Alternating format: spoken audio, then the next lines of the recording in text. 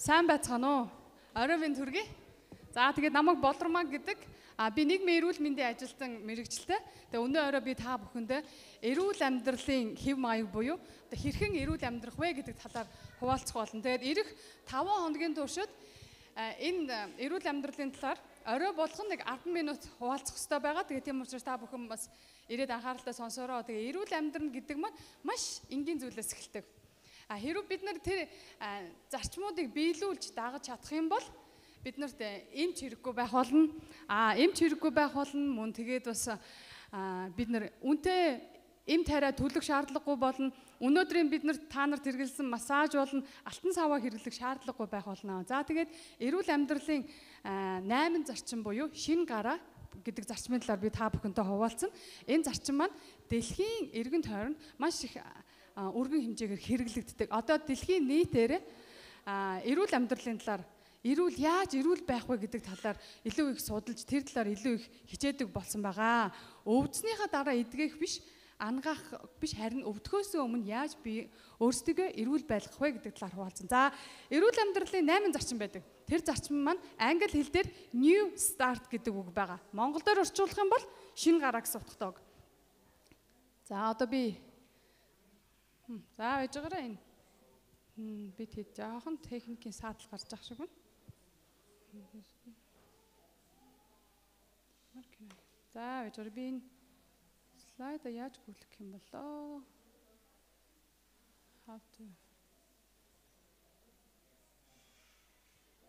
За байж байгаараа нэг баг зэргийн техникийн саатал гараад байх шиг байна. За. Why is not working?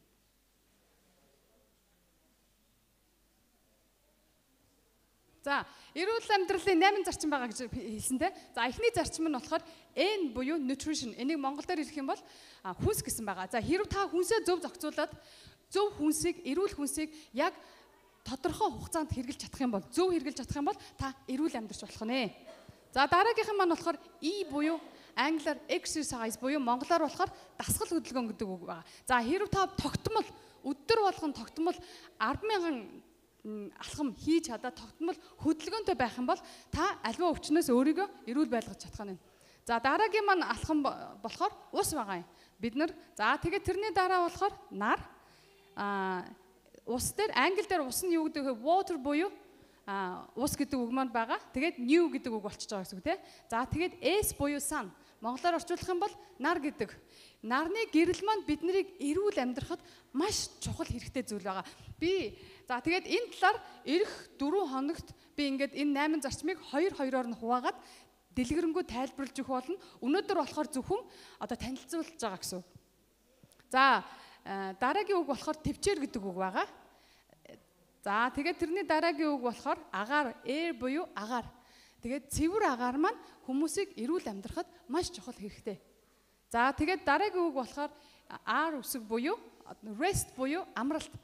За, бид нар зөв зохистой цаг хугацаанд зөв зохистой амарч чадах юм бол бидний бие өөрсдөө эрүүл болж яадаг талаар би бас цаашдаа хуваалцах болно.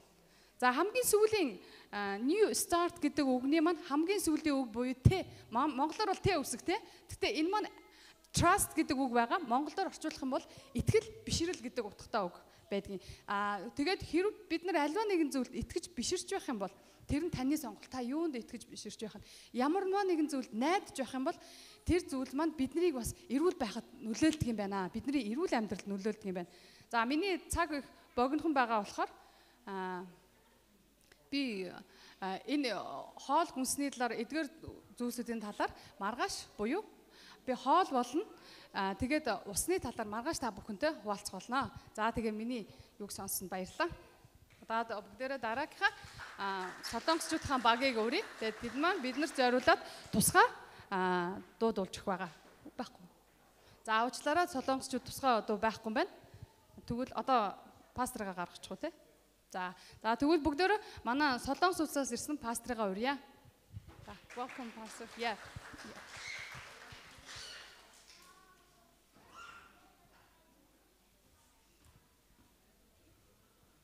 Thank you very much.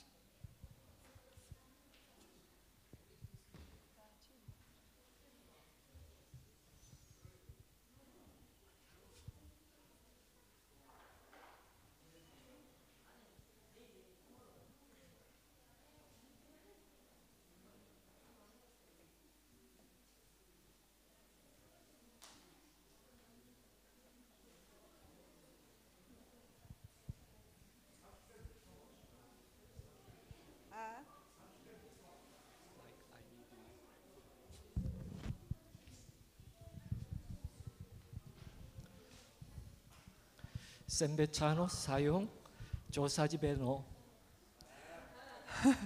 Монголоор мэдэлж байна те сайн байцгаана уу сайхан зусаж байна уу гэж те. 답타이 메릿 노. 현대인을 위한 영성 세미나에 오신 것을 환영합니다. 저는 За өнөөдөр 강연을 энэ 맡은 газар 이학봉입니다. энэ газрыг зориулж ирсэн та бүхнийг бас хүндэтгэн урьж байна. 저는 매일 저녁 기독교 가치관에 대한 이해와 여러분의 삶에 행복한 변화를 경험할 수 있도록 도우려고 합니다. За би та нөхөдтэй өдөр болгон Бурхны үгийг хуваалцаж те энэ орчин цагт ер нь хүн хэрхэн яаж аз жаргалтай амьдрах боломжтой байна те. Ер нь энэ Христийн шашин гэж хум ямар шашныг хэлдгийг тэр талаар та нөхөдтэй хуваалцахаар ирсэн. 매일마다 예수 생애를 5분으로 나누어서 한 부분씩 말씀드리려고 За 합니다. тэгээд манай энэ пастрын нэрийг бол И Хагбун гэдэг ийм хүн байгаа шүү. Тэгээд өдөр болгон эзэн Есүс Христийн амьдралыг та бүхэнтэй одоо хэрхэн яаж амьдрсан, ямар амьдралаар амьдсан, ямар хүн гэдгээ хуваалцах болно. 아마 전 기간 참석하시면 예전과 다른 행복함을 경험하시게 될 겁니다. За тэгэхээр өдөр болгон та нөхөд ирж хамрагдах юм бол амьдралдаа хизээч мэдэрч байгаагүй тэр аз жаргалыг мэдрэх болно гэж хэлмээр байна. 오늘 저녁의 주제는 예수 나는 누구인가에서 예수의 탄생에 대한 주제를 함께 나누려고 합니다. За өнөөдрийн сэдэв бол Есүс гэж чухамдаа хий юм бэ? Эзэн Есүс хэрхэн энэ ертөнцид мэндэлсэн юм бэ? Энэ сэдвийн дагуу та нөхөдтэй ярилцах байгаа. 네, 어쩌면 제일 잘 참여하는 방법 중에 하나는 제가 드린 말씀을 듣기보다 제가 여러분에게 말씀을 드리는 동안에 세미한 음성이 여러분의 마음 가운데 들릴 거예요. 그 음성을 귀 기울이고 들으신다면 정말 행복한 발견을 하게 될 것입니다. За ямар хүнийг сайн сонсогч вэ гэдэг вэ гэхлээр тийм ээ. За урд ярьж байгаа лекторийн үгийг чин сэтгэлээсээ сонсож ойлгох юмсан гэсэн энэ хандлага, энэ сэтгэл зүйтэй хүн бол маш сайн сонсогч байдаг. Тэгэхээр энэ сэтгэлээр бас одоо сургаал номлоо сонсоорой. Тэгвэл олон чухал зүйлсүүдийг та нөхөд ойлгож авах боломжтой шүү. 네, 최고 경영자 예수의 저자인 로리베스 존스는 그의 책에서 지목하여 이야기하기를 예수는 역사상 최고의 경영자라 이렇게 말했습니다. За Есүс бол энэ түүхэнд, энэ ертөнцийн түүхэнд хамгийн гайхамшигтай удирдагч бөгөөд багш юм аа гэж нэгэн хүн бол өөрийн ном дээр бичжээ. Тэр хүн бол Rory Jones гэдэг хүн юм байна. Түүний ном тохиомлоос бол тэр Есүс бол үнэхээр хамгийн агуу удирдагч юм аа гэж хэлсэн байдаг. 네, 한 사람이 12사람을 훈련시켜서 이 12사람으로 세상을 하나님의 뜻과 사랑으로 엮어내는데 성공한 분이기 때문에 그렇습니다. За яагаад чухамдаа эзэн Есүсийг энэ дэлхийн хамгийн сайн менежер, удирдагч, хамгийн сайн багш байсан гэж хэлсэн бэ гэхээр нэг хүн 12 хүнийг дагалдуулаад тэр 12 хүнд боловсрал олгоод тэднийг өөрийн шав болгон дагалдуулсан тэр гол учир нь байгаа. 네, 역사 시대를 구별하는 것 가운데 한 사람의 삶에 따라 역사가 구별될 수 있다면 그는 위대한 사람일 것입니다. За түүхийн талаас нь үзэх юм бол нэг хүнээс шалтгаалаад нэг хүнтэй хамааралтайгаар одоо бидний энэ он цаг үеийг хувааж авч үзээд байгаа. 예수께서 태어나기 전을 기원 전으로 역사가 분류하고 예수께서 태어난 후를 기원 후라고 정의하고 있습니다. За тэр нь яаж хувааж үзээд байгаа гэхээр эзэн Есүс энэ ертөнцид мэдлэхээс өмнөх тэр цаг тооллыг манай иргэний өмнөх гэж үзээд байгаа. Харин Есүс мэдлснээс хойшгийг манай иргэний үе гэж үздэг штэ тий. Англиар бол нөгөө before юу гэдэг вүлээ тэгж хэлдэг штэ before Christ гэд тэгж ангилдаг. 얼마나 훌륭한 사람이면 그의 탄생을 기점으로 온 인류 역사를 전과 후로 나누었겠습니까? За эндээс харахад Есүс гэж үнэхээр чухам ямар хүн бэ гэдг нь харагдаж байна те. Түүний төрсөн тэр төрөлт мэндэлсэн өдрөөс эхлээд хүн төрлөختний он цагийг өмнөх буюу дараа нь гэж ангилаад. 또한 인류 역사와 함께 발전한 모든 학문들, 법학, 의학, 음악, 건축 등의 다양한 예술 분야에 이르도록 모든 학문에 있어서 발전의 중심은 언제나 예수 그리스도 그분이 계셨습니다. За эзэн Есүсийн төрөлттэй холбоотойгоор энэ ертөнцийн бүхий шинжлэх ухаан, за хөгжим, урлаг, уран зохиол, анагаах ухаан, математик гэх мэтлэн олон шинжлэх ухаанууд бол эзэн Есүс буюу ганцхан хүний түүхтэй, ганцхан хүнтэй холбоотойгоор хөгжиж ирсэн юм аа. 또한 모든 교육자들은 예수에 대하여 가장 위대한 창의적 교수법을 가르치신, 그리고 당시 무리들의 들으며 놀랄 만한 아름다운 교훈을 가르치셨다고 얘기합니다.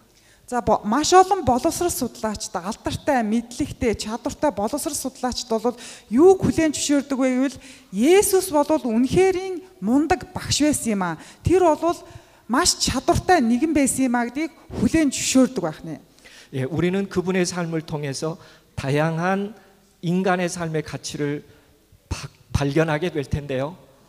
Бид нар бол эзэн Есүсийн амьдралаар дамжуулаад хүн төрлөختний амьдралд хэрэгтэй, хүний амьдралд хэрэгтэй одоо олон төрлийн, олон янзын үнэт зүйлийг олж мэдэх боломжтой байна. 예, 오늘 우리 현대인의 삶의 마음 가운데는 항상 이겨야 산다는 생각을 가지고 있습니다. Орчин цагийн хүмүүсийн зүрх сэтгэл дотор бол юу байдаг вэ? Үргэлж юу тээгээстэй ингэж явж идэг вэ гэхээр энэ ертөнцид амьдрахдаа ялалт байгуулахгүй болохгүй. Би ялах хэрэгтэй гэсэн энэ сэтгэл зүг бол үргэлж тээж амьдардаг.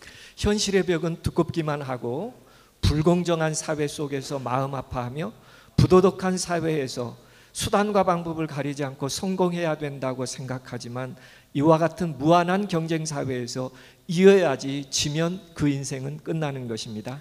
Орчин цагийн хүмүүс бид нэр ямар ч дүрмгүй тоглож гин, ямар ч одоо дүрмгүй хайр инэрл байхгүй бид нар энэ тулаанд бол тэмцэлдэж гин. Тэгээд энэ хязгааргүй эцэн мэдэгдэхгүй энэ зүйлд бол бид нар ямар ч байсан бид нар үзэлцэх хэрэгтэй, тэгжиж л амьд үлдэнэ гэсэн энэ дүрмээр бид нар бол өнөө хүртэл тогсоор ирлээ, амьдарсаар ирлээ.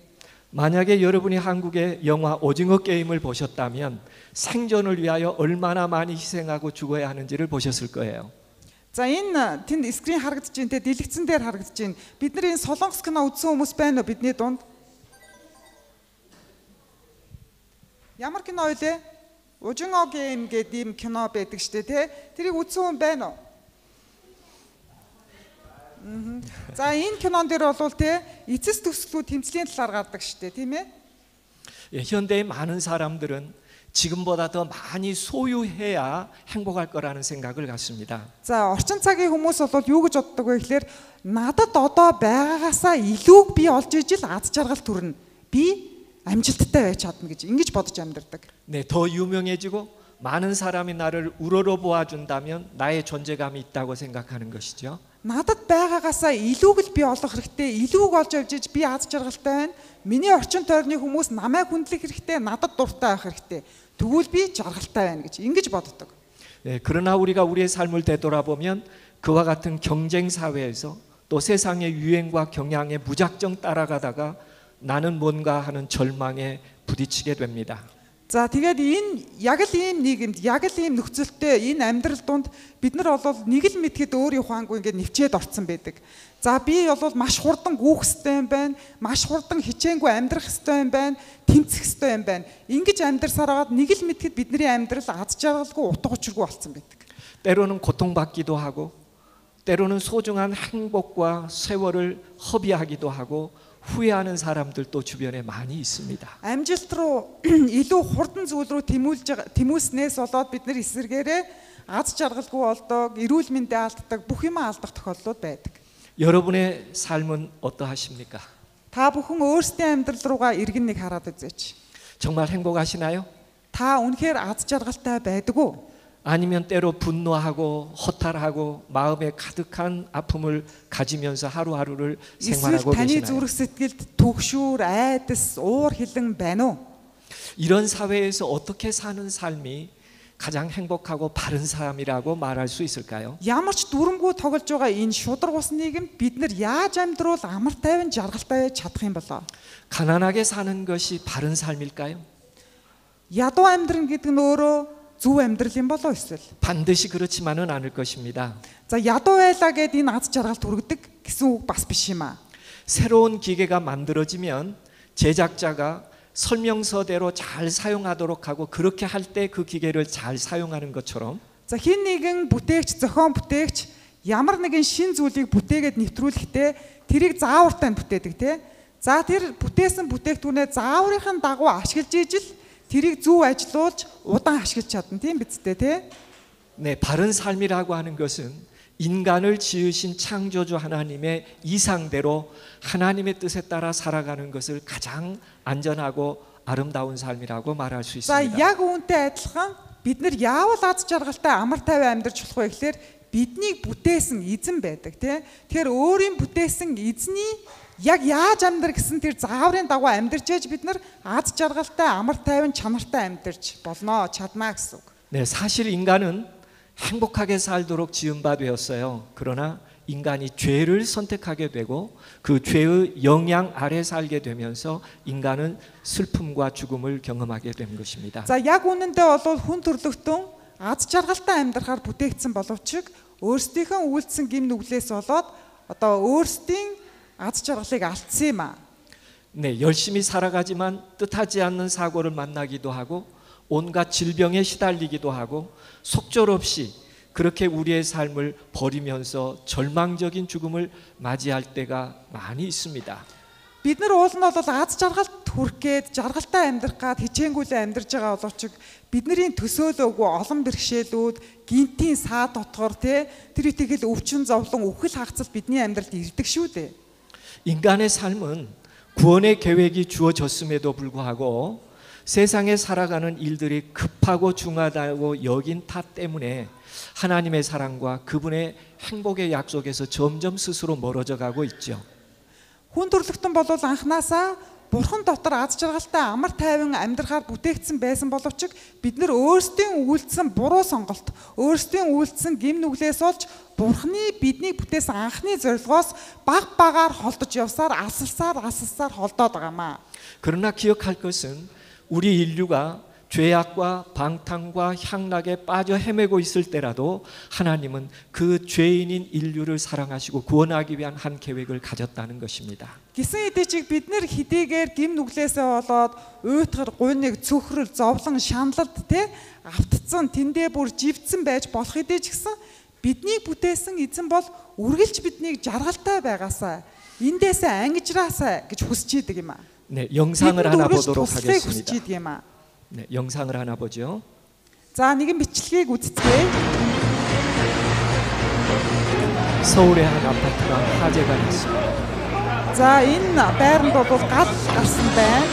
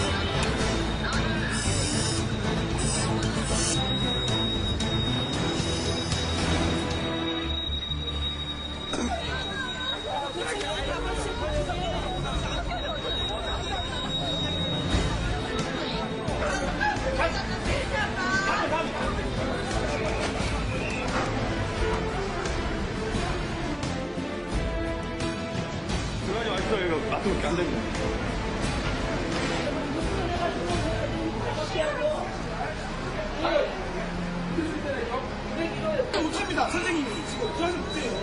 대체 알바 필요가 있어요. 직원들. 아니. 약간 다 수색하고 있어요. 선생님 지금 선생님이 들어가야 됩니다. 아 왜요?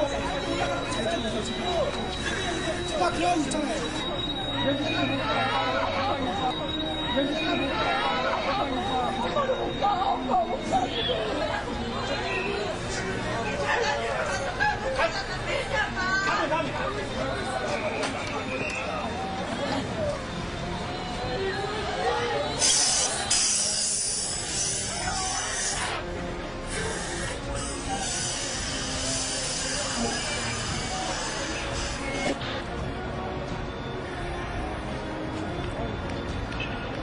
엄마 아빠랑 내 제자랑 형이랑 넷이 사는데 내 제자만 빼고 다 나왔어요. 그러니까 아빠가 나 지금 들어갔어요.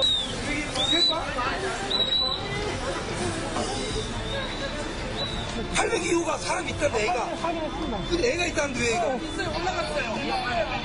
아빠가 올라갔어요. 다시 올라갔어요. 아빠는. 아들을 구하기 위하여 불길 속으로 소방대원이 만류함에도 불구하고 들어가서 그 아들을 찾아내옵니다. За энэ бичлэгийг үзсэн байх. Энэ бичлэг дээрээс харах юм бол хүүгээ аврахын тулд орж байгаа улаан галын дундуур өөрийнхөө амь насыг золиод орж байгаа тэр аавыг бол бид нэр харж болж байна. 예, 그렇습니다. 가끔 우리 인생도 뜻하지 않는 화마를 만나기도 합니다. 어떻게 해야 할지 도무지 방법이 없는, 그래서 그 문제를 안고 속절없이 살아갈 때가 있죠. Яг үүнтэй адилхан бидний амьдралд ч гэсэн бодож төсөөлөөгүй, санаагүй, гинтийн аюул бэрхшээл асуудлууд гарч ирдэг. 그래서 가끔은 우리 인생도 스스로 생존할 수 없는 상황에 빠지기도 하지만 그때 구원의 손길이라고 하는 것은 우리 생명의 절대적인 요소가 되기도 합니다. За яг тийм үед бол яадаг вэ гэхээр бидэнд тусламж хэрэгтэй, аврал хэрэгтэй үед өөрийгөө аварч чадахгүй, өөрөөртөө тусалж чадахгүй, хин нэгэн хэрэгтэй. Тийм нөхцөл бид нар ордоггүй гэж юу? 하나님은 인간을 창조하시고 인간을 잃어버릴 수 있는 가능성 때문에 하나님께서 인류를 창조하신 다음에 죄로 인하여 죽게 될 운명이라고 할지라도 그들을 구원할 계획을 가지셨습니다. Хүн төрлөختөн гим нүгэл үлдээ тэднийг одоо аврах боломжгүй ийм нөхцөл байдалд бол бүтээгч эзэн маань яасан бэ гэхээр ахиж биднийг тэр золгүй байдлаас аврахын тулд төлөвлөгөө боловсруулж төлөвлөгөөнийхөө дагуу ажилласан байна. 친히 죄된 인간에 오셔서 죄된 인간을 구원하시기 위하여 그는 스스로 인간이 되어서 이 땅에 오셨어요. За энэ төлөвлөгөө нь ямар төлөвлөгөө байсан бэ гэхээр биднийг аврахын тулд хүн биднийг аврахын тулд хүний биеэр бидний дунд ирж амьдрах тэр төлөвлөгөө байсан. 사실 인간은 말씀드린 것처럼 행복하게 살도록 지은 바 되었습니다. За үнэндээ хүн төрлөختөн бол аз жаргалтай амьдрахын тулд Бурханаар бүтээгдсэн юм аа. 그런데 인간이 죄를 선택함으로 그 죄 때문에 인간이 죽을 수밖에 없는 운명이 된 것이죠. Гэсэн чи яасан бэ гэхээр бид нэр өөрсдийн хийсэн сонголтоосоо хамаарат, хийсэн сонголтоосоо шалтгаалаад гим нүгэл үлдсэн. За гим нүгэл үлдсэн учраас бид нар яасан бэ гэхээр үхэл гэдэг зүйл бидэнд бол тулгарсан юм аа. 그러나 하나님은 인간을 사랑하셔서 그들을 구원하여 다시 죄 없는 행복을 누리도록 경영하셨습니다. Гэсэн ч бидний гэсэн эзний хайр хуураагүй бөгөөд эзэн бол яасан бэ гэхээр биднийг дахин тэр гим нүглээс нь аварч гмийн болчлоос чөлөөлөх тэр төлөвлөгөө боловсруулсан. 최초의 인간의 타락의 이야기가 성경에 나와 있는데요. 최초의 인간의 타락한 얘기가 성경에 나와 있습니다. За хүн төрлөختөй хэрхэн яаж нүгэлд автсан бэ? Энэ талаар бол Библиэд инхүү бичсэн байдаг. 예, 하루는 루시퍼가 하와에게 찾아와서 이런 질문을 했습니다. За нэгэн өдөр Люцифер бол яасан бэ гэхээр Люцифер гэдэг нь одоо уруу татж байгаа тэр зүйлийг хэлээд байгаа.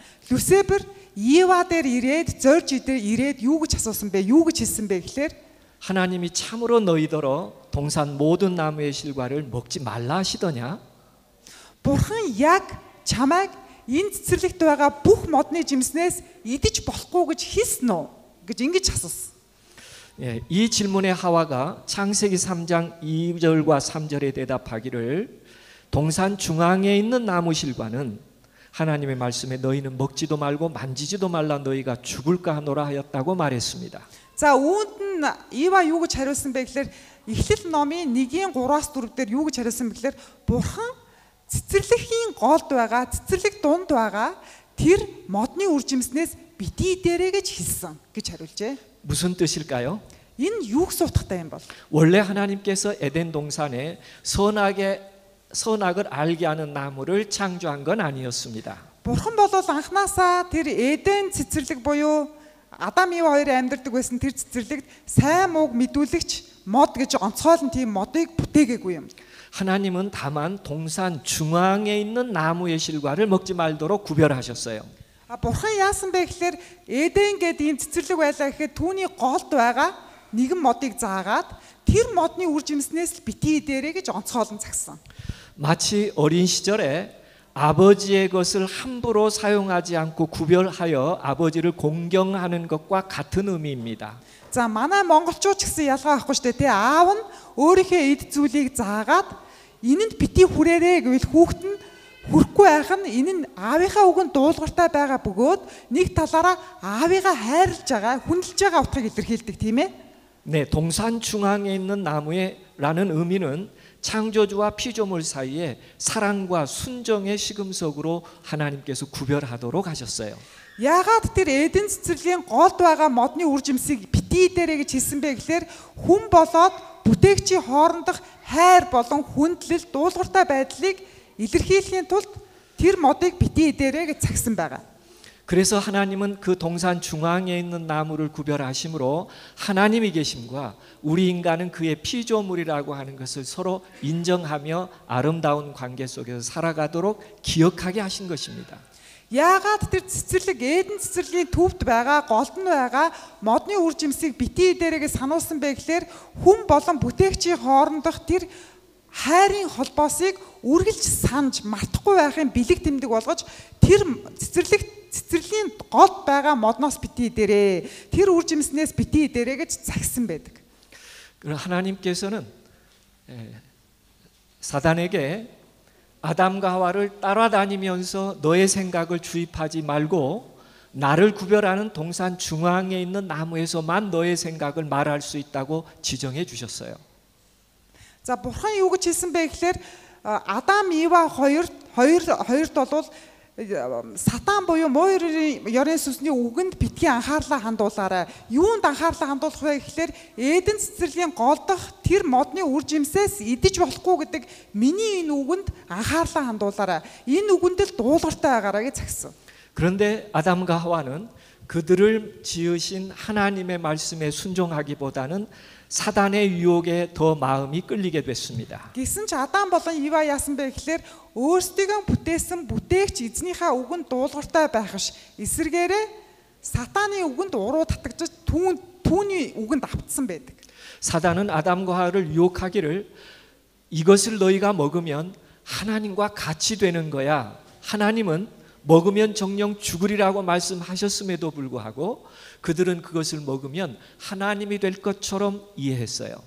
За сатан бол Адам Ива хоёрыг юу гэж уруу татаж юу гэж өргөцсөн бэ гэхээр хэрвээ энэ модны үр жимснээс идэх юм бол та яар одоо яг бурхантай адилхан болно. Бурхан юуг мэдчихин тэр бүхнийг та яар бас мэдэх болно гэж хэлээд ингэж хуурч өргөцсөн байна. 하나님은 정령 죽으리라고 말씀하셨지만 그들은 그것을 먹으면서 생각하기를 하나님과 같이 되고 결코 죽지 않을 것이라는 생각을 갖게 된 것이죠. За тэгээд энэ сатаны уруу татлагыг хэлсэн үгнээс нь болоод Адам Ива хоёр юу гэж утсан бэ гэхээр энэ модны үр жимснээс идэх юм бол бит хоёрын нүд нээгдэж бүхий зүйлсийн учрыг нь олж бурхантай адилхан болох юм байна гэдэг энэ одоо санаа бодол төрөөд уруу татлаганд бол автсан байдаг. 네, 이렇게 인간이 먹지 말라는 것을 먹게 되자 인간의 삶에는 세 가지 큰 변화가 일어났습니다. За Адам Ива хоёр буюу хүн төрлөختөн битгий идээрэй гэсэн тэр модны жимснээс идээд тэдэнд ямар одоо өөрчлөлт гарсан бэ гэхээр дараах 3 өөрчлөлт гарсан байна. 빛의 두루마기인 의의 옷이 벗겨지고 그들은 수치와 부끄러움을 느꼈습니다. За тэр нь ямар өөрчлөлт вэ гэхээр нөгөө зүвийн хувцас нь тайлагдаад яасан бэ гэхээр ичхүр тэр гутамчийг мэдэрч гисэн.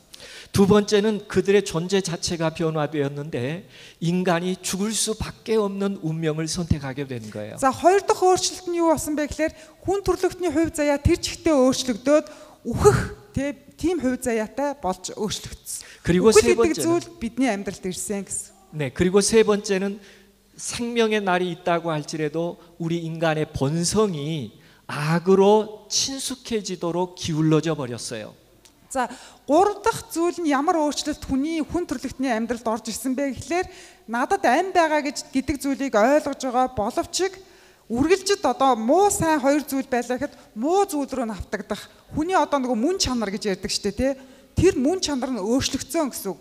Муу сайн хоёр зүйл байлаа гэхэд мууд нь навтагдах муугийн дагах гэдэг юм уу ийм мөн чанарт нь өөрчлөлт орсон.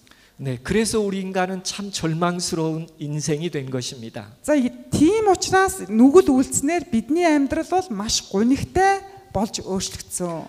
그렇게 범죄했을 때 하나님께서는 에덴 동산에 다시 내려오셨어요. За ийхүүгийн гим нүгэл үйлдэх үед бурхан Эден цэцэрлэгт дахин бууж одоо хүрэлцэн ирсэн. 죽을 수밖에 없는 운명을 선택한 그들을 불쌍히 여기셨습니다.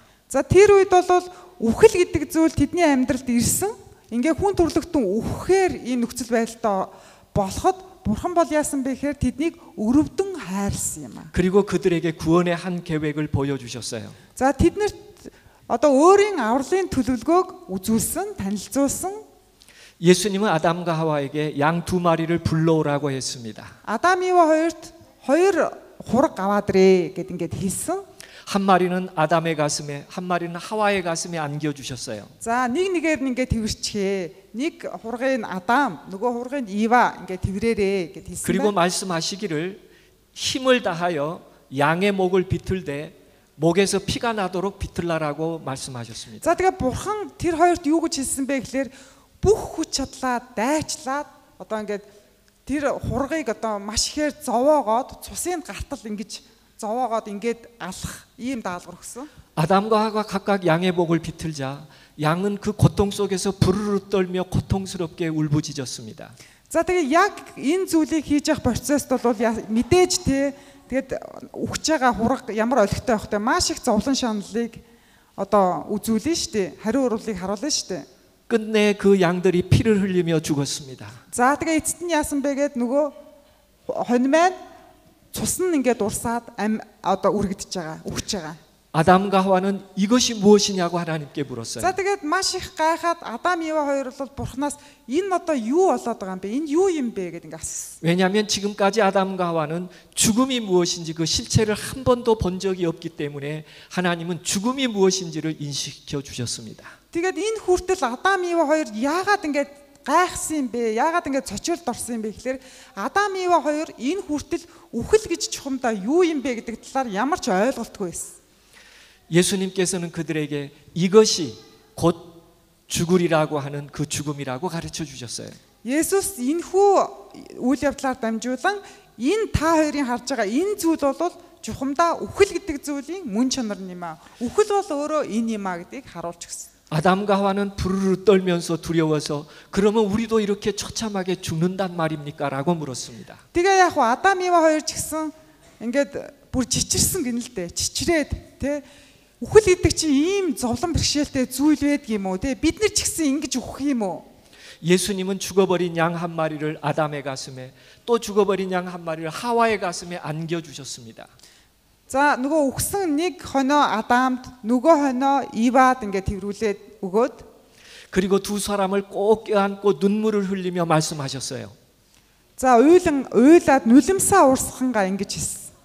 너희가 이렇게 죽어야 할 운명을 선택했지만 내가 너희를 전정으로 사랑하여 너희가 이렇게 죽어야 할 그 죽음을 언젠가 내가 너희를 위하여 대신 죽을 거야. За та хоёр бол яг үүнтэй адилхан үхэх хувь заяаг та хоёр бол сонгосон. Өөрсдийн гараар сонгосон. Гэхдээ энэ үхэх хувь тайлангаас чинь би чөлөөлнө. Би тэр өрийн төлөөсийг төлнө.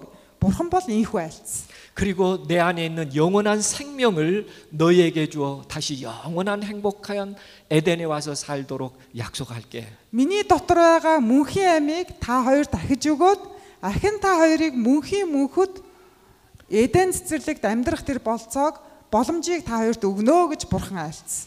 예, 영감의 글에는 아담이 첫 희생 제사를 드릴 때 가장 고통스러웠다고 기록했습니다.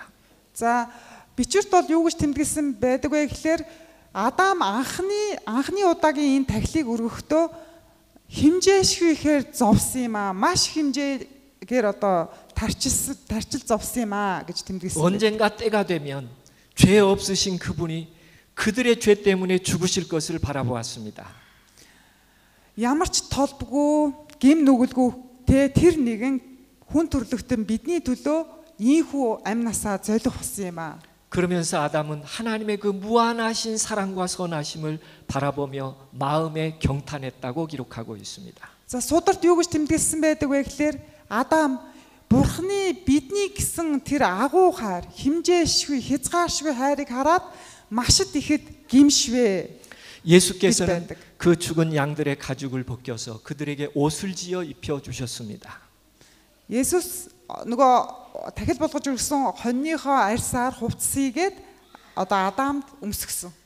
가시와 엉겅퀴로부터 밤의 추위로부터 그들을 보호할 것이지만 더 중요한 것은 그들이 그 옷을 입음으로 언젠가 그들의 죄 때문에 죽으실 예수 그리스도를 잊지 않게 하기 위한 За 것이었습니다. тэр хурганы арьсаар Адам Евад хувцас хийлгээд өмсгсөн магадгүй тийм ээ өргөс буут юу гэдгийг те тэр зүйлүүдээс мөн шөндөө хүүтэн байвал тэр одоо аюулаас хамгаалах зорилгоор өмсгсөн боловч тэдний гэсэн өөрийн хайрыг, тэднийг чиглэсэн Бурхны хайрыг, тэдний төлөө зориулсан өөрийн зориултыг үргэлж санан дурсаасаа гэсэн энэ зорилгоор энэ хувцсыг хийлгэж өмсгсөн юм. 아담 이후로부터 모든 인류는 죄의 용서를 받기 위해 성소에 올라가 어린 양의 희생 제사를 드림으로 언젠가 예수께서 우리를 영원한 생명으로 살리실 그 아름다운 약속을 기억했습니다.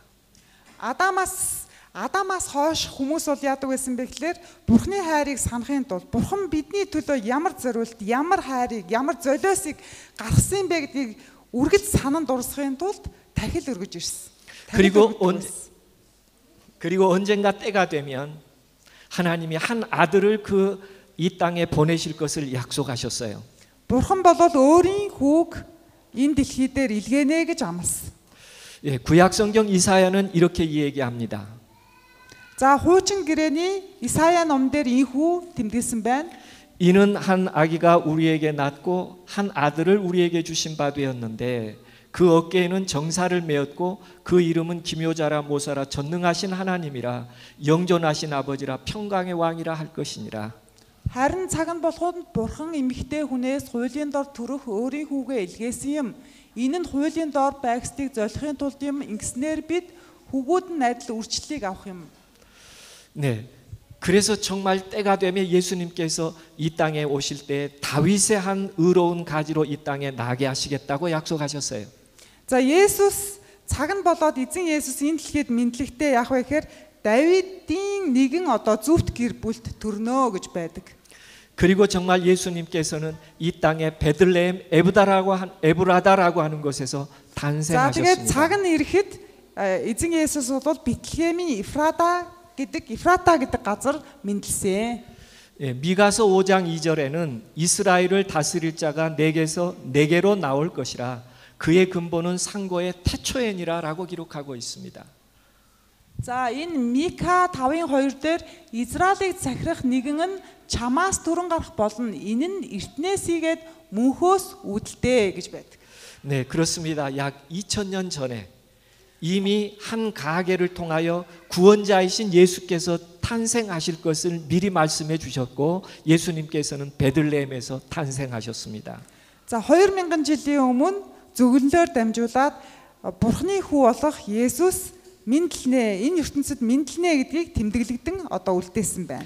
장차 저의 백성의 모든 죄와 허물을 구원하실 자라는 것을 알려주기 위하여 그 이름을 예수라라고 말씀하셨어요. Бүхий л хүн төрлөختний гим нүглийг уучлахын тулд, гим нүглийн төлөөсийг төлөхийн тулд ирэх тэр нэгний нэрийг Есүс гэж нэрлэнэ.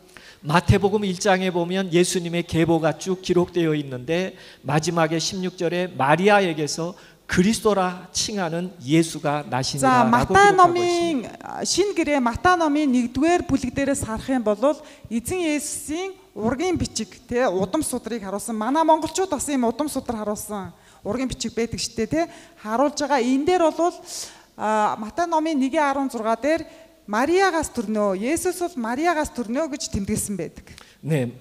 로마서 9장 7절에 의하면 아브라함의 가계에서 나는 것인데 아브라함의 씨가 다 자녀가 아니라 오직 이삭으로부터 난 자라야 내 씨라 칭할 것이라고 이삭의 후예를 지정하여 이야기했습니다. Ром номын 9-7 дээр тэд Авраамийн үр удамч гэлээ. Бүгд түүний хүүхдүүд гэсэн үг биш. Харин түүний үр удам чиний үр удам Исаакаар нэрлэгдэх болно гэжээ. Тэгэхээр 그렇습니다. 오직 하나를 가리켜 내 자손이라 하였으니 곧 그리스도라고 갈라디아 3장 16절에도 동일하게 이야기하고 있습니다. За сударт бол юу гэж тэмдэглэгдсэн байдаг вэ гэхээр Галаат номын 3:16 амлалтууд нь Авраам болон түүний үрд айлгдсан юм. Тэр үрст гэж олны талаар хэлээгүй харин ганцын тухай чиний үрд гэж айлцсан тэр бол Христ мөн гэж тэмдэглэгдэжээ.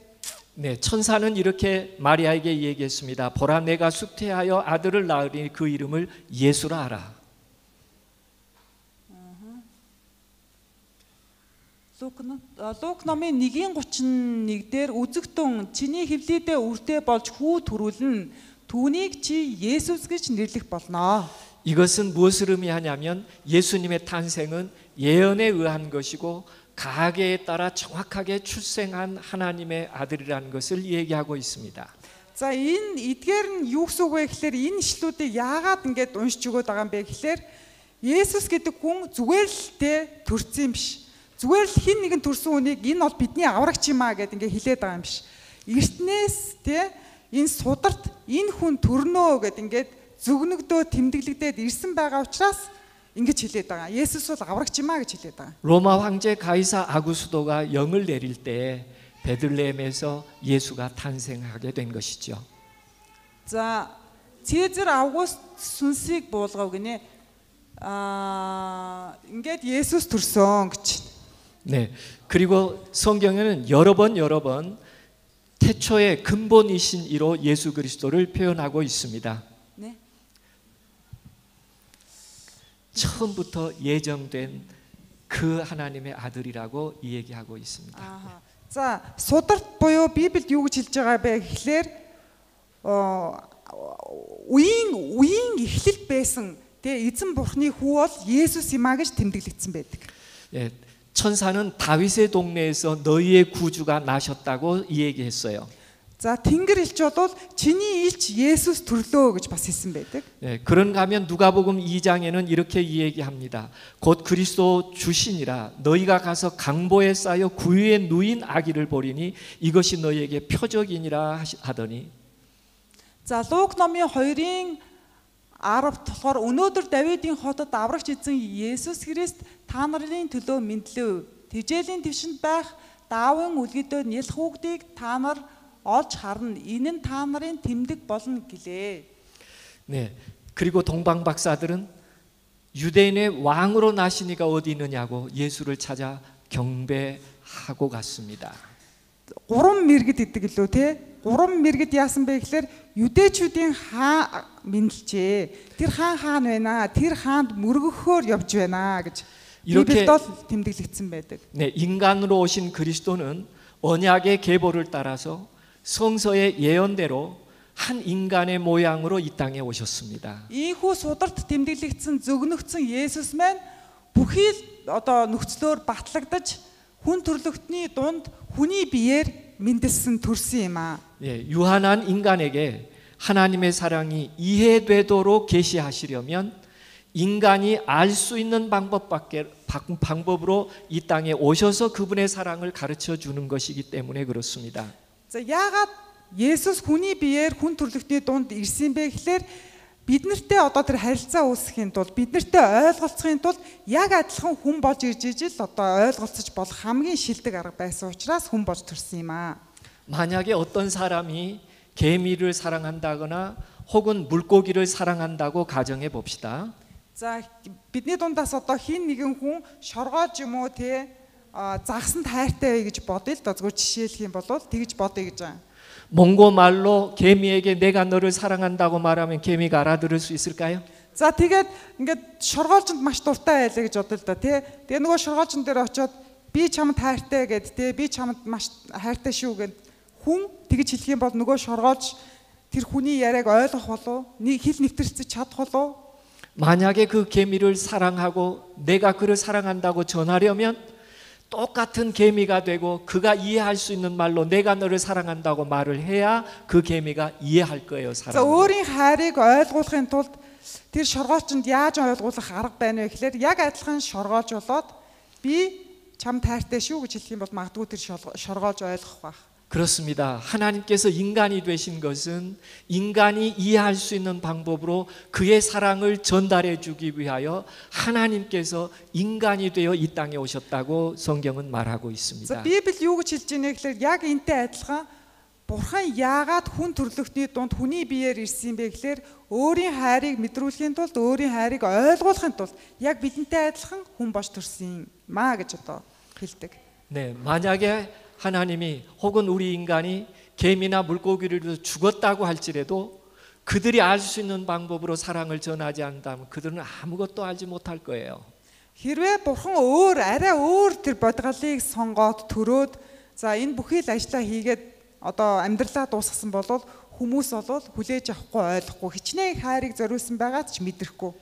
그래서 하나님이신 분이 우리 인간이 이해할 수 있는 사랑의 방법을 계시하기 위하여 친히 인간이 되시고 인간을 대신하여 죽으심으로 그의 사랑을 나타내 보여주셨습니다. За тийм учраас Бурхан бол өөрийн тэр агуу хайрыг бидэнд харуулахын тулд ойлгуулахын тулд яг адилхан бидний нөхцөл донд ороод яг адилхан бидний шиг хүн болж төрөөд за ингэснээрээ бид бол Бурхан бидний төлөө ямар их зүйлээс гаргасан юм бэ, ямар их хайраар хайрлсан юм бэ гэдгийг ойлгох боломж бүрдэж байна. 이 이야기를 빌립보서 2장 6절에서 8절은 이렇게 기록하고 있습니다. 다 함께 읽어보시죠.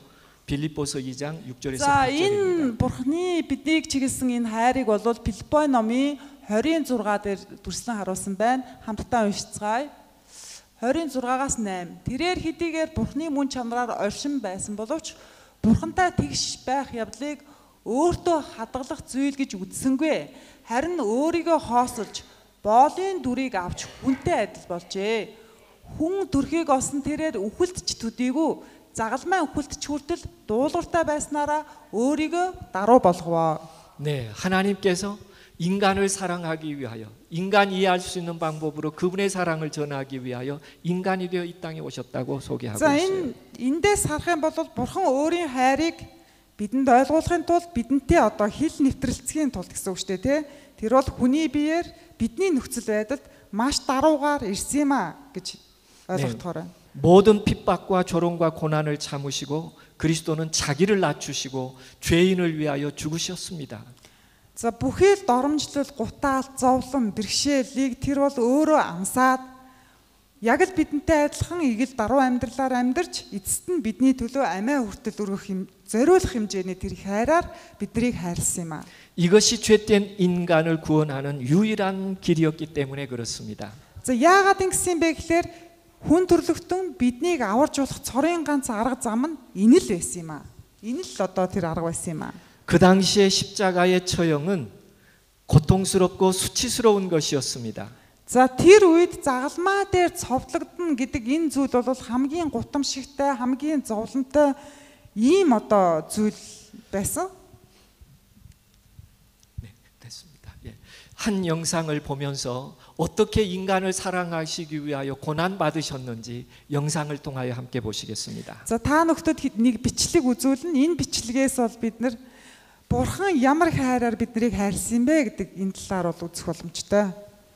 예, 이 처형 방법은 로마인들이 사용했던 방법인데요. 노예와 흉악범들을 처형하는 방법이었습니다. За энэ бол ромчуудын одоо цаазын ялын дээд хэмжээ тий цаазаар авах ял бидний хэрэглэхээр бол хамгийн хүнд гэмт хэрэгтнүүдэд энэ ялыг тулгадаг байсан. 다 함께 보시겠습니다.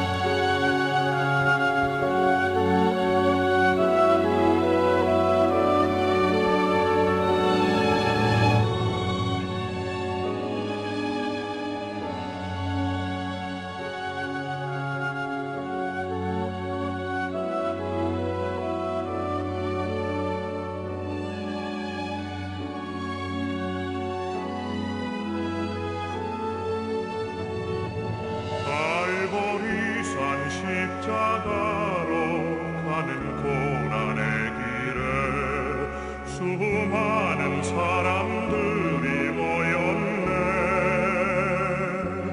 갈보리 산 위에서 죽으신 예수 보러 모였네. 갈보리 산 십자가로 가는 고난의 길에 우리 주님 메시아가 가시네. 우리들을 사랑하사 고난 길을 가시네. 갈보리 산 십자가로 가는 길, 고난의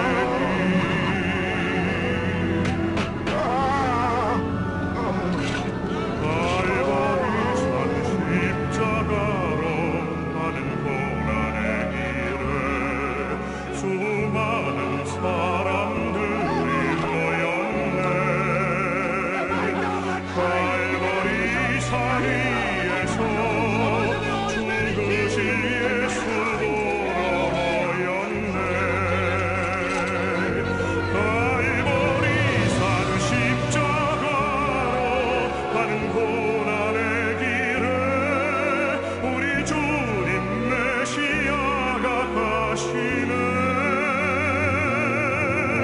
우리들을 사랑하사 고난 길을 가시네.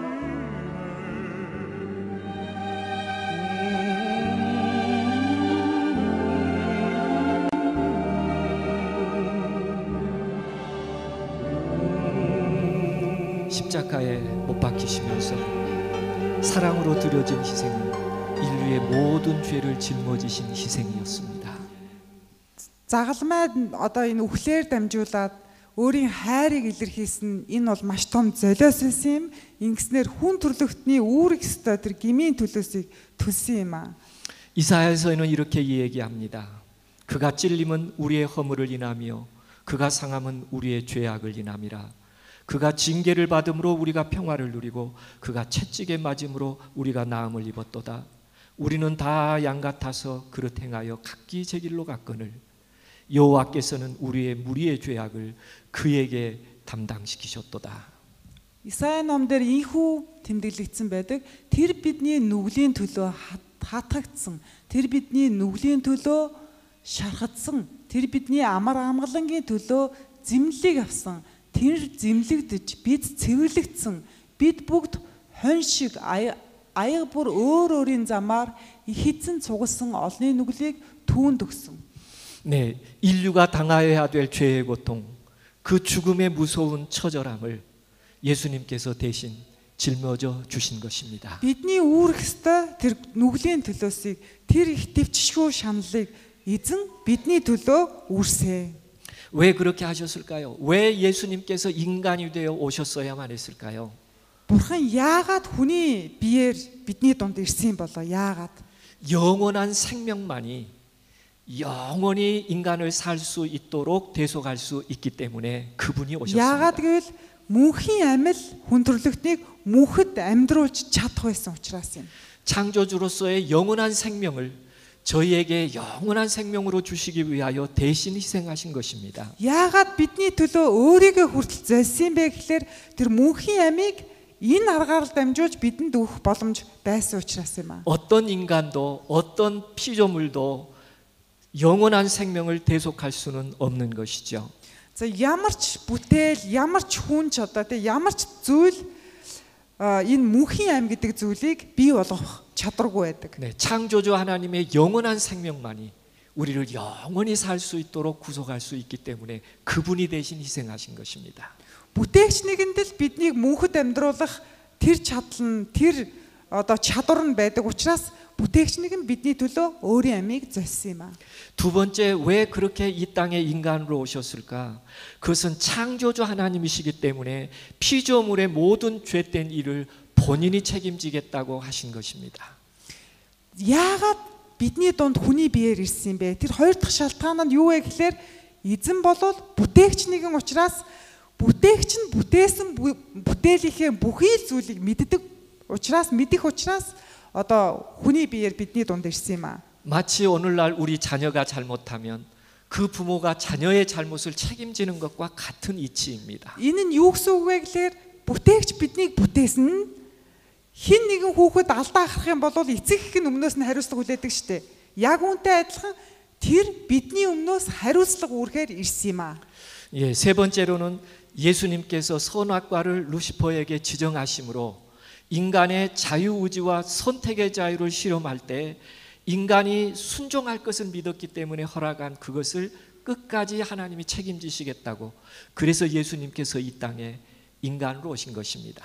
Яагаад Есүс хүний биеэр бидний дунд ирсэн юм бэ? Гурав дахь шалтгаан нь бол сайн мууг мэдүүлэгч модны үр жимсийг бити идээрэ гэж хэлсэн түүний үгэнд хүн төрлөختөн бол итгэмжтэй байна, дуулууртай байна гэж бодсон өөрийнхөө тэр бодлын одоо төлөө хариуцлага хүлээхээр ирсэн. 그러므로 예수님께서는 죄악에 빠진 속절없는 인간을 위하여 얼마나 위대한 희생과 사랑을 보여주셨는지 알 수 없습니다. Бид нар эзэн Есүс тэр гим нүгэлтэд бохирдсан бидний төлөө ямар их хайрыг, ямар их золиосыг гаргасан бэ гэдгийг тоолж химжиж болохгүй маа, чадахгүй маа. 그리스도에 대한 그 무한한 희생을 이해할 수만 있다면 우리가 얼마나 가치 있는 존재가 되었다는 것을 함께 이해하게 됩니다. Бурхан бидний төлөө ямар их золиосыг, ямар их хайрыг үзүүлсэн бэ гэдгийг бид нар ойлгох юм бол бид нар Бурханы хувьд бол маш үнцэнтэй тэр оршихуй, үнцэнтэй тэр зүйл болж байгаамаа. 우리의 생명이 얼마나 소중한가와 그리고 하나님께서 우리를 어떤 사랑의 관계로 받으셨는지를 그 십자가에서 이해하게 됩니다.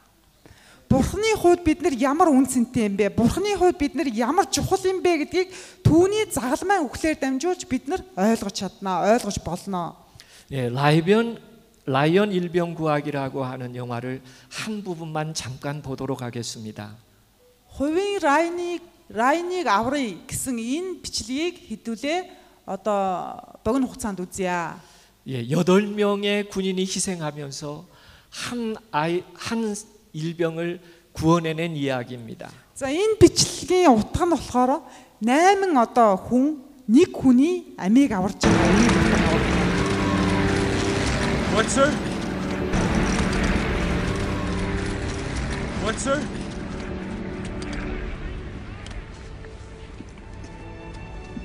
James. Earn this. Earn it.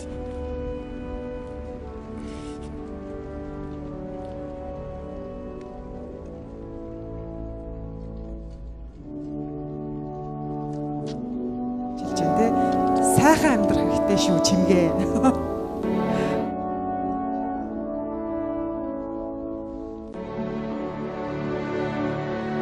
Хаг хугацаа бол урсан өнгөрсөн.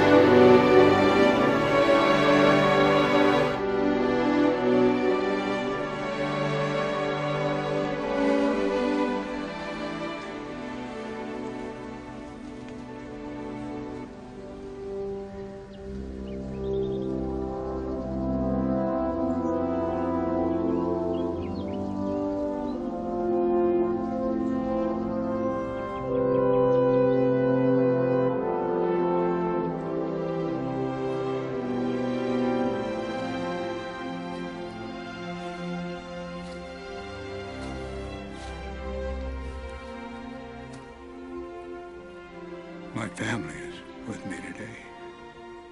They wanted to come with me. To be honest with you, I wasn't sure how I'd feel coming back here. Every day, I think about what you said to me that day on the bridge. I've tried to live my life the best I could. I hope that was enough. I hope that at least in your eyes, I've earned what all of you have done for me.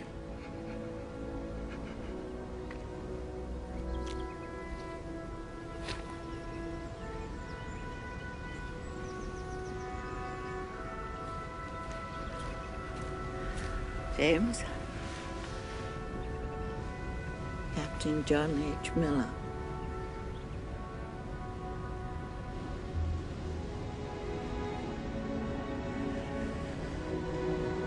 Tell me I've led a good life. What? Tell me I'm a good man.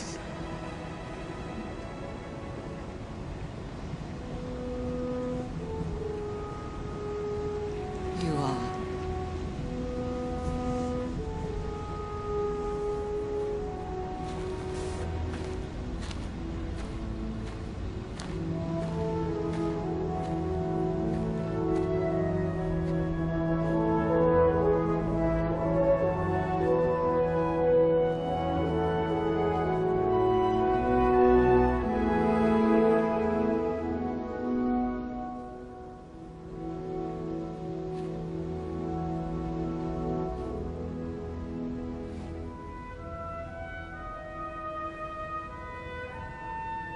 값으로 계산할 수 없는 희생이 있었다는 것을 우리는 기억해야 합니다.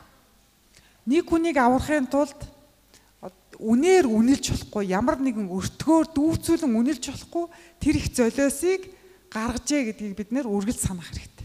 라이언 일병은 그의 후말에까지 그는 밀러 대위의 죽음을 끝까지 기억하며 훌륭하게 살려고 노력하는 삶을 살았다는 것입니다. Амьд үлдсэн энэ нэгний төлөө өөрийнхөө амийг золисон бусад нөхдийнхөө захиасыг санаж үргэлж биелүүлэхийн төлөө амьдралынхаа эцсийн өдрүүд хүртэл хичээж амьдарч байгаа тухай энэ видеоноос харж болж бичлэг. 오늘 우리도 기억해야 합니다.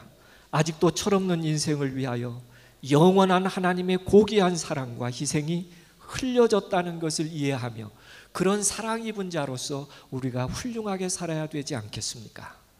Өнөөдөр ч гэсэн бид нэр санах хэрэгтэй. Биднийг аврахын төлөө, бидний амийг тэр нүглийн төлөөснөөс чөлөөлөхийн төлөө бидний өмнөөс өөрийгөө зойсон түүний хайрыг санан дурсаж, үргэлж мартахгүй өдөр болгон хамгийн сайнаараа хамгийн сайн байхын тулд хичээх хэрэгтэй. 네, 저는 오늘 저녁에 이야기를 이렇게 세 마디로 요약해 보고 싶습니다. Өнөөдөр та бүхэнтэй хуваалцсан энэ үгээ 3 хэсэг болгож товчлохыг хүсэж байна. 호랑고스를 хүсэж байна.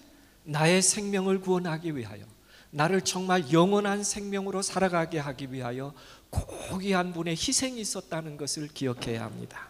За нэгдүгээр товчилж байгаа зүйл нь юу вэ гэхээр намайг аврахын төлөө, намайг амьдруулахын тулд өөрийнхөө амийг золисон тэр их агуу хайрыг марталгүй амьдрах хэрэгтэй юм аа. 기억해야 할 뿐만 아니라 마음으로 받아들여야 합니다. Зөвхөн марталгүй амьдрах биш, үргэлж санах биш. Энийг бүр сэтгэлийнхээ гүнд оруулаарай, хадгалаарай. 그분의 희생이 값싼 것이 되지 않게 하려거든 그 사랑을 마음에 품고 잊지 말아야 합니다. Тэр нь юу вэ гэхээр түүний хайр, түүний золиос бол юугаарч химжээшгүй үн цэнтэй маа гэдгийг үргэлж сэтгэлдээ нандинаж яваарай, хадгалж яваарай. 그렇게 할 때 우리는 잠시한 인생을 살아가는 것이 아니라 하나님의 영원한 생명이 주어졌으므로 영원한 생명을 누리며 살 존재가 됐다고 하는 축복을 받게 됩니다. Яг ингэж ийхүү амьдрч эхлэх мөчид бидний амьдрал ямар нэгэн утга учиргүй, зориг чиглэлгүй биш, харин намайг хайрлсан нэгнийг санаж үргэлжид утга учиртай, гэрэл гээтэй аз жаргалтай амьдрах тэр нөхцөл нь бүрэлддэг юм шүү. 이 사랑은 우리들에게 다시 이렇게 말합니다. 우리의 죄가 얼마나 깊든지 우리의 죄가 얼마나 많든지 그분은 그 죄의 값을 다 갚아주셨다고 약속하고 있습니다.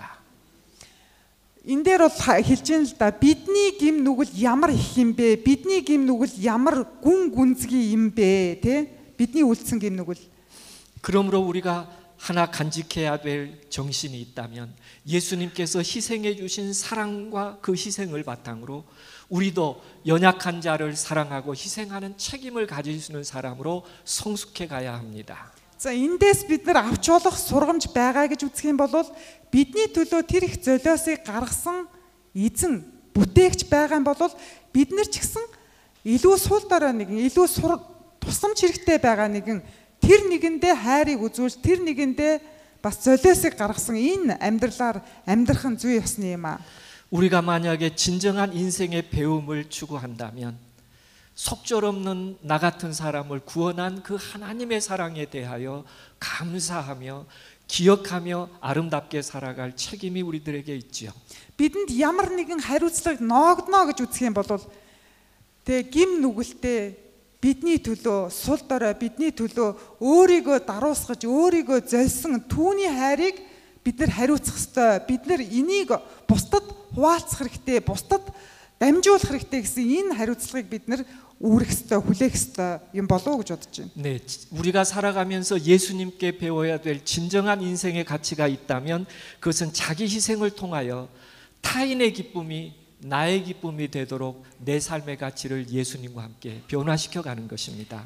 Есүсийн бидний төлөөх зориулсан энэ хайраар бидний амьдралын үнэт зүйл гэж ярьдаг шүү дээ. Үнэт зүйл өөрчлөгдөх ёстой болвол те бид нар бусдын төлөө ч гэсэн зориулт гаргадаг. Бид нар бусдын төлөө ч гэсэн хайраа харуулдаг. Ингэснээрээ хин нэгний амьдралд гэрэл гэгээ болдог. Ийм одоо үнэт зүйлээр бидний үнэт зүйл ч гэсэн өөрчлөгдөх хэрэгтэй болов уу гэж бодож байна.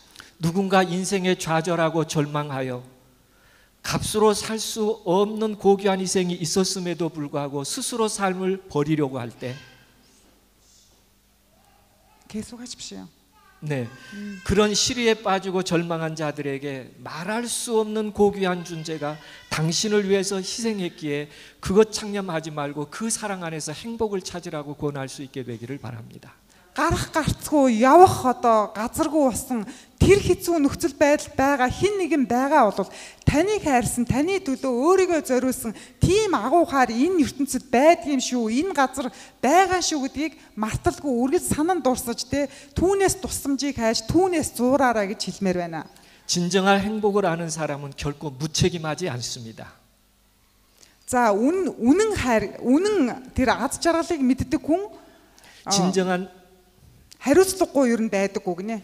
예, 진정한 행복을 아는 사람은 타인의 행복에 결코 무관심하지 않으며 진정한 행복을 아는 사람은 자신을 버리면서도 그 사랑의 가치 때문에 결코 울지 않습니다. За үнэн аз жаргалыг мэддэг хэн нэгэн болвол бусдын аз жаргалыг тоохгүй байх гэдэг анхаарлаа хандуулахгүй байдаггүй гинэ. 예, 누군가 사랑하는 대상이 행복해하는 것을 보는 것만으로도 그 희생이 기쁜 것이 되기 때문에 그렇습니다. За үнэн аз жаргал буюу тэр жинхэнэ аз жаргалыг мэддэг хүн ямар байдаг вэ гэхээр бусад хэн нэгэн аз жаргалтай байгааг хараад аз жаргалтай болчдөг гинэ. Энэ бол жинхэнэ аз жаргалын мөн чанарыг мэддэг хүний одоо шин чанар. 오늘 저녁에 참여한 여러분 모두에게 이런 진실한 하나님의 사랑이 다시 한번 여러분의 마음속에 탄생하게 되기를 간절히 바랍니다. Өнөөдөр энэ орой та бүгдийн зүрх сэтгэлд Бурхны тэр үнэн хайр, жинхэнэ хайр, тэр үнэн аз жаргал, жинхэнэ аз жаргал дүүрэн байх болтугай. 네, 우리 함께 잠깐 기도드릴까요? За хэдүүлээ залбирцгаая. 감사하신 하나님, 더운 여름이지만 저희를 이곳에 인도하여 주시고 예수님께서 어떻게 이 땅에 인간으로 오셔서 우리를 사랑하셨는지를 저희의 마음속에 느낌으로 울림으로 받아들이게 해주셔서 감사합니다. Эзэн бурхан хэдийгээр сул дорой алдаа оноотой боловч биднийг энэ газар авчирч бурхан таны биднийг их хайр, бурхан таны бидний төлөө зориулсан зориулт ямар агуу юм бэ гэдгийг дамжуулах боломжоор хангасанд талархаж байна. 우리가 그 아름다운 사랑의 가치로 영원한 귀한 존재가 됐음을 감사하게 하여 주옵소서. Таны төлөө зориулсан тэр агуу хайрын төлөөсөөр бид нар мөнхөд амьдрч чадах тэр амиа олж авсан учраас талархаж байна. 그리고 그 아름다운 사랑을 우리 이웃들에게도 나누며 살아갈 수 있는 행복한 사람들 되게 하여 주시옵소서. Танаас авсан тэр хайрыг бусдаа хуваалцдаг, дамжуулдаг тэр аз жаргалтай нэгэн болон амьдрахад та бидэнтэй хамт байгаач.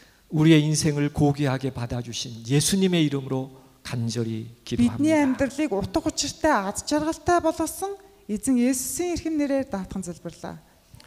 아멘. 감사합니다. 내일은 예수님께서 가르치신 교훈에 대해서 함께 За 생각하겠습니다. маргааш бидний одоо хуваалцах үг болохоор Есүсийн бидэнд сургадаг сургамж яг чухам юу вэ? Энэ талаар хуваалцах болно. 네, 내일은 여러분뿐만 아니라 가까이에 있는 이웃들도 함께 올 수 있도록 초청해 주시면 더욱 감사하겠습니다. За маргаашийн үйл ажиллагаа зөвхөн та хэд биш одоо эргэн тойрны хуршүүдтэй найз нөхөд байдаг бах тэр хэдийгээ бас дагуулад ирээрээ. 네, 감사합니다. 행복한 밤 되십시오. Баярлаа.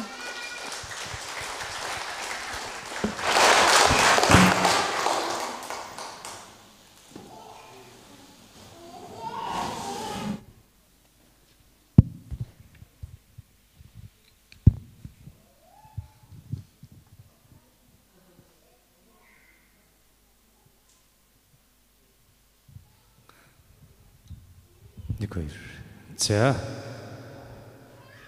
Өнөөдрийн семинарт хүрэлцэж ирсэн бүх хүмүүст баярлалаа. Тэгээ та нар маань одоо сургаал номлолыг дуустал хүлээсэн юм чинь зарлалаа сонсчоод тэгээд гараараа гэж бас хүсэж байна. Тэгээд маргааш ямар үйл ажиллагаа болох вэ? Бас ямар одоо үйл ажиллагаа болж сэлэнгийн нэг одоо Монголын нэг өдөр содон сонин болох вэ гэдэг чинь бас бидний сонин байж тийм ээ.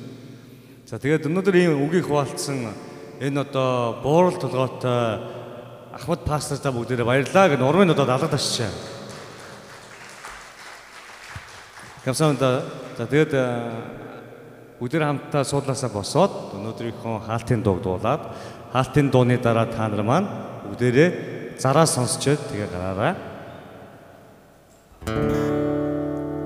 За тэгээд бүх одоо сүмийн гишүүдийг тойр зогсоод өнөөдөр ирсэн хүмүүс рүү хараад хоёр гараа ингэж чиглүүлээд дээшээ ингэж алгаад илгээд сайхан ерөөлийн дуу бүгдээрээ хамтаа зориулан дуулцгаая.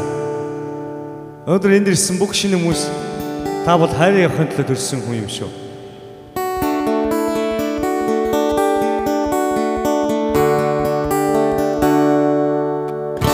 Та бол хайрыг авахын төлөө төрсөн хүн билээ. Та өөрийн амьдралдаа тэр хайрыг амсан байна уу? Та бол хайрыг авахын төлөө төрсөн хүн билээ. Та өөрийн амьдралдаа тэр хайрыг амсан байна уу? Өнөртний цагаас эхэлсэн их эзний минь агуухай бидний уулзалтаар дамжуулан үржинсийг гаргав. Энэ хорвоо дэлхийдээ таны амьдарч байгаатай бид бүхэн үнэхээр баяр хөөргийг авчирнаа. Та бол тэр хайрыг авахын төлөө төрсөн хүн билээ. Гайхамшиг тэр хайрыг авч байна уу? Та бол тэр хайрыг авахын төлөө төрсөн хүн билээ. Гайхамшиг тэр хайрыг авч байна уу? Гайхамшиг тэр хайрыг авч байна уу? Амен, амен. За бүгдээ сайхан тэврээрэй шинэ хүмүүсээ. Мен төргээ тэврээрэй.